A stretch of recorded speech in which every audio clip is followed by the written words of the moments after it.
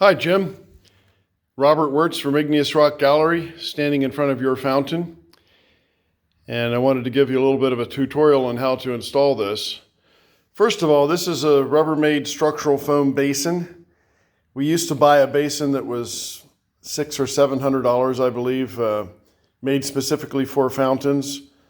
Kind of a clunky thing. It's square, not as good as this one is, I believe. We came across the Rubbermaid stuff at Tractor Supply because my wife made a backyard chicken farmer out of me. We have a half dozen chickens. And I was there buying my chicken stuff, and I came across these structural foam basins and called an engineer that I knew that I was working with on a fountain we did for Penn State University. And I asked him about structural foam, and he said it's very forgiving in the ground in the winter. You know, the freeze-thaw cycles, it works just fine for. This is 2 feet deep, so with a small footprint, it holds a lot more water. And you'll want to take this basin, turn it upside down in the spot where you want your fountain to be, and just take a shovel and mark the perimeter of that. And then when you dig the hole, I think it's 25 inches to the top of this rim here. You're going to want to have this thing crest a little bit above grade. So if you get a deluge of rain or whatever, it doesn't wash mulch and debris into the fountain. So this should sit just a little bit proud of grade. There's a lip here on it, and if you maybe bring the dirt to set about this far in, 1.5 inches or so, and then just taper up to the lip of the basin there. Now you'll dig this in, and then try not to over dig it too deep. Then at the bottom, that undisturbed subgrade, I usually hit that with a hand tamper, and just pound it, make sure that it's completely compact and it's not going to move. And then I lay on my belly next to the hole and put some crushed gravel in there, and screed it off with a level, and just make sure that it's level left and right and front and back.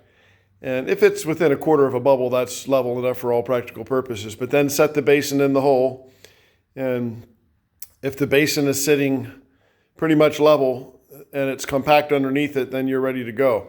Now at that point, you're going to want to put this tray, there's a cube underneath here, and I'm going to pause this and take this apart and show you what's under there, but you're going to want to put the cube in here and put this tray in, not the columns yet, but the cube that's underneath this supporting it, and you'll see that in a minute, and the tray need to go in that basin before you start backfilling.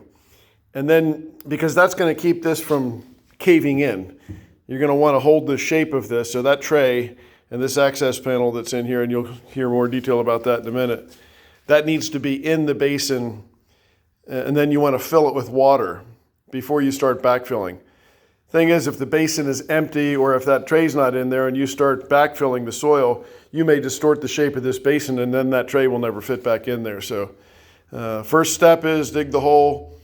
Second step is compact the bottom and then screed off some pebble or coarse sand, but a fine pebble works real good. And set that basin in the hole so that it's just a hair above grade. And put a level on it 2 directions and make sure it's pretty much level. Then put the cube in and this tray in and fill it with water so there's weight in there before you start backfilling. Otherwise, that thing will get out of level. Okay, I'm going to pause this, and I guess I'll tell you more. This is the final look before you plumb it up, and you can see that I have created a template here. This is number 1. That means that's the tallest fountain. And see where the plumbing comes out of there? I put this little thing here to indicate where the plumbing is. So that's number 1 column because it's the tallest. And if you want to go according to my design, here's the artist template. Now, it's your fountain. You can change it if you want, change it up a little bit. But here's the second tallest column, and that says 2. I accidentally wrote 4 first, so I wrote over it with it and made it say 2. And again, there's a template there. There's a little bump out there that shows you where the plumbing comes down. Same thing here. This is number 4. Okay. Now, this is your access panel. This is how you get to the pump. This hose is coming off the pump. And the reason we did this is so that you don't have to move the whole fountain off the basin to get to the pump. This is this standpipe here. It's a stainless steel standpipe. This one's 5.5 inches tall. I'm going to get one that's like 4 inches. This is sticking up higher than it has to. But anyway, it's got a PVC leg on it. Sits down in there. Your pump is going to tuck back underneath this number 5 column, back in there.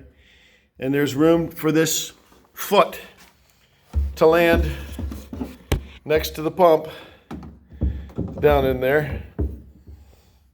And this notch here. Okay, I gotta push this pump out of the way.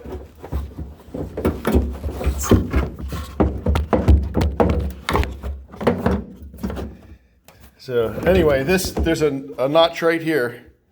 I really ought to have someone else doing this with me. That's where the hose comes up. This handle makes it easy to grab the whole thing, or this standpipe. The reason that I give you this standpipe, besides it gives you a handle to pull out the access panel, is I'm going to give you a wooden dowel and send it along. It's just like checking your oil. You can drop that wooden dowel in there and see how much water you have. So this is 2 feet deep. If you put the dowel down in there and there's less than a foot, you probably want to add water. But this will be covered with pebble. Then you'll cover all the man-made parts with pebble.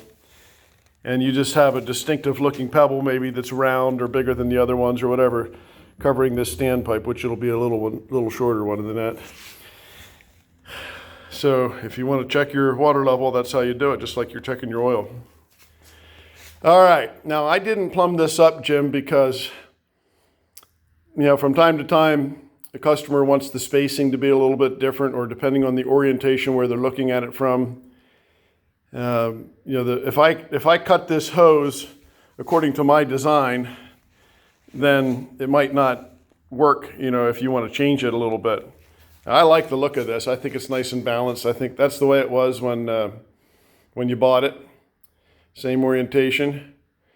But if you decide you want to switch it up, then you won't be able to do it. But this, if I were to cut this, I'm saying. So I'm not going to cut this. I'm going to say, here's a T.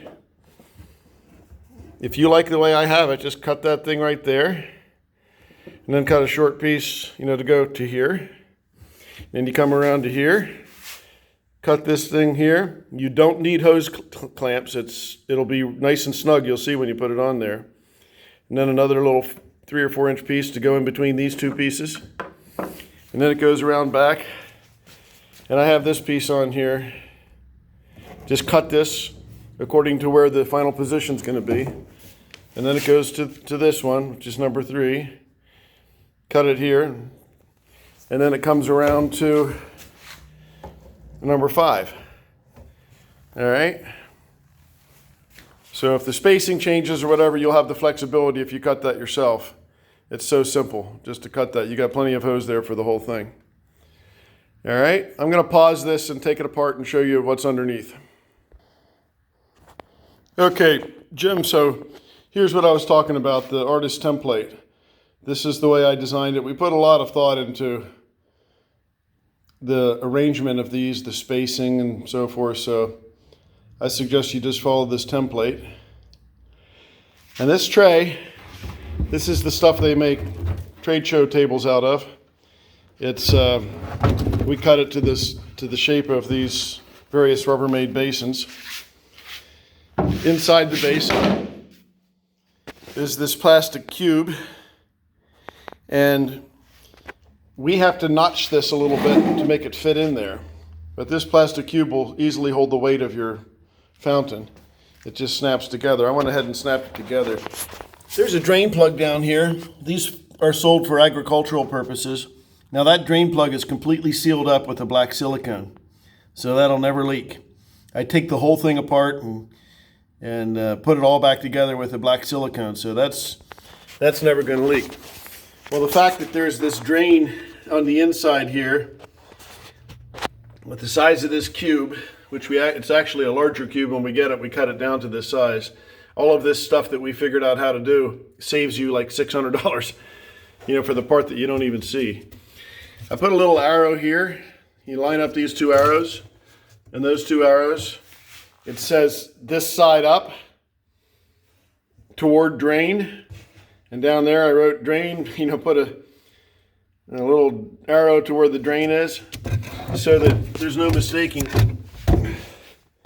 And then I had to notch these corners a little bit. See how I cut that?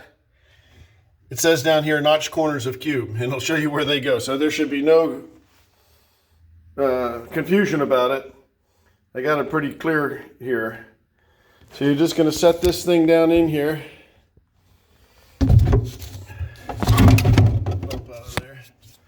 Yeah, so those little arrows line up. This side's up. This is pointing toward where that drain is down there. If it weren't for that drain being on the inside, this thing would fit in here without notching it. But since we had to notch it, that's the way it fits in. And I put these really heavy zip ties on there just for extra reinforcement. I don't think it's even necessary. They actually use these cubes underneath parking lots for rainwater harvesting. So they're pretty solid. But the fact that we trim it down and use 2/3 of the full cube, I don't know, I just like to use those heavy zip ties just to make sure that the sides can't, I don't know how they could push out, but we do that anyway.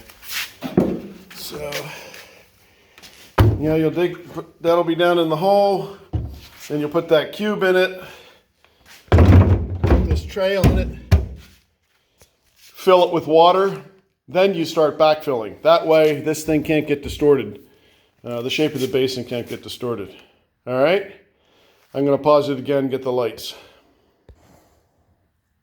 Okay, Jim, here's your light kit. It's 3 1-watt LEDs. They're all daisy chained together. And you plug this thing into your transformer. Oh, come on. I'll set it down. Sorry about that. Here's your transformer. It's got a little 2-prong thing there.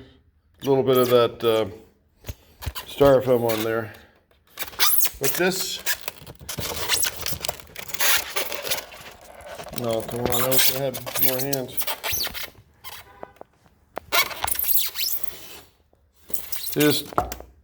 I'm in my own light here, Jim. There's 2 little brass things in there. And those plug into it. There's no positive or negative. Just plug that in, screw this on, plug this into an outlet, and your lights will be on. Now, you've got stakes here, if you want to stake it into the ground outside, or you've got stands that you can put them on that they're already on. If you use those stakes, you just take this little nut and bolt apart. If you would rather use the stakes, the stands are already on them. And I would suggest you shine one light right up the middle and then just flank it from both sides with the extra 2 lights, all right? I'm going to leave that in the box. There's no reason to take that out. I think it's pretty clear. If you have any questions, you can call me. Now, the other thing is, I think we talked about this. I don't know if you remember it, but when you saw your fountain, it had pebble on it, and when we wrote your invoice, we did not include pebble because to include pebble when you're shipping it is just silly. It would add to the freight, add to the weight of the pallet, and add to the size of the pallet. We wouldn't be able to fit it all in one pallet, but you can get the pebble that you saw at the show at Home Depot. Used to be that stuff was like $35 a bag. Now they have 40-pound bags for $10. It's black. It's called ash, and you can get it at Home Depot. And if they don't have it at your Home Depot, you can do a store-to-store transfer, but it's ash is the color, and it's a dark charcoal, like almost black. And I think you should probably get about 10 or 12 bags, maybe 10 bags would probably be all you need to cover this size basin. And you want to come with the pebble over the footing and out over this rim and into the landscape a little bit so you're not seeing any of the man-made parts. The only man-made part you'll see is the top of the light fixture, and you can nestle that light fixture into the pebble if you have them in close, or you can just push them into the ground outside beyond the perimeter of the basin. That may be what you end up doing, but just position them according to how you like it. If they're too close, you can get a hot spot, so sometimes it's better to kind of back up, or sometimes I'll back up with the center one and get in a little closer with the flanking ones. And again, I'm happy to talk with you the day you install this. If you want to call me several times that day, that's fine. And the only other thing I want to tell you is this little thing right here. This is the top of a brass ball valve that we submerge in the concrete footing. And that has 2 flat sides. This is already set because the last time this fountain flowed is when you saw it.